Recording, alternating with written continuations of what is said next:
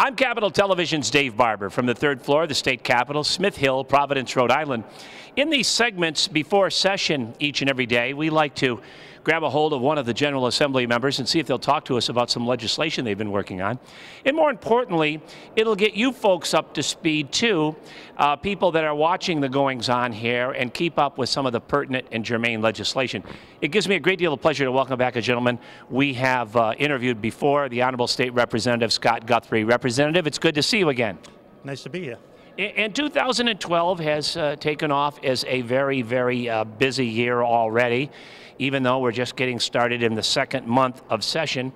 And one of the things that concerns you, I know, is the way teachers may be laid off. You have some legislation pending that will deal with that issue. Can you, in lay terms, explain it for our viewers?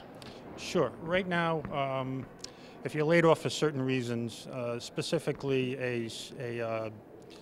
let me just double check my words here, a student population reduction, and someone is laid off, they'd be in inverse order. In other words, if you're laid off, you would come back by seniority. I was approached, and I've been speaking to aspiring students that are fearful of becoming students because they fear that there's really no job security there. Fearful of becoming teachers. True. Fearful of becoming teachers. They would like to have a little bit more security as they enter the education field. What this bill would do is it will add two more reasons, one being a budget reduction and one being a program reduction. So if either of those three scenarios happen and teachers have to be laid off, they would be returned by seniority.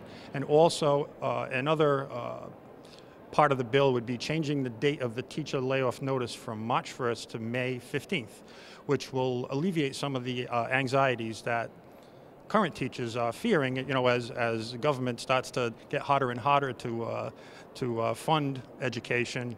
We want to make sure that they don't have to live all through the spring with that high anxiety, expecting to be either laid off or let go. So they wouldn't get that notice until May, and then in short order, summer break would be coming up, and they would be having the summer off. So they would learn about the layoff just before the end of the school year. Am I understanding that correctly? Yes. In other words, instead of letting them know in March, they would be moved to May, and I believe that there's legislation also by another one of the reps to move it to June 1st. It simply would just calm the anxieties of some of the teachers. Most of the time, the cities and towns won't know what's going to happen with their school districts until we finish our budget process. So all through that time, most of the teachers are feeling that anxiety. Yeah, that makes good sense. I could understand your thinking on that. Now, what's your instinct regarding the legislation? Do you have a lot of support? I think that I have so-so support. We already had a hearing. The Department of Education wasn't too keen on it, but I was focusing more on aspiring students. In other words, let's make it comfortable for a college student to come in that wants to be a teacher and know that he's going to have a secure future. I know one of the other things, Rep. Guthrie, that you've been working on, and it's been in the news a lot lately, all of this pension reform that's been going on in our state. And for the most part, you folks in the General Assembly were given pretty high marks as to how you handled that issue last year, coming back in with a special session and all.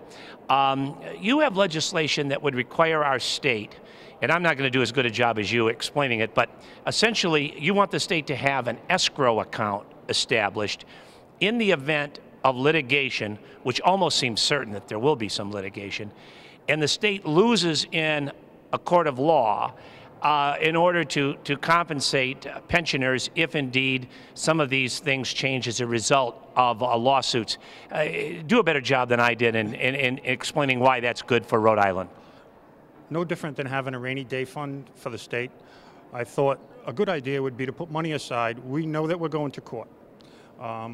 We don't know what level of court that we're going to be in, but we're going to court.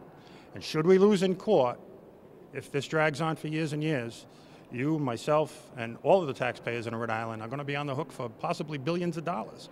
So we need to put something away to show that we're willing, so that we're willing to live up to what we're supposed to be doing, so to speak. And to be in a better position to deal with a potential crisis, I guess. That's true. That's true. Well, listen, two very interesting pieces of legislation, Rep. Guthrie. Thank you so much for talking to us. I know we'll be following this closely. We'll probably have you back here as these get closer to fruition, should they happen. But I want to take time to thank you for joining us today. It's very busy for you, and I appreciate you taking time out of your schedule to talk with us. Thank you as well, Dave. Thank you, Rep. And thanks a million to you, because we can't do it without you, for tuning in. Capitol Spotlight, I'm Dave Barber.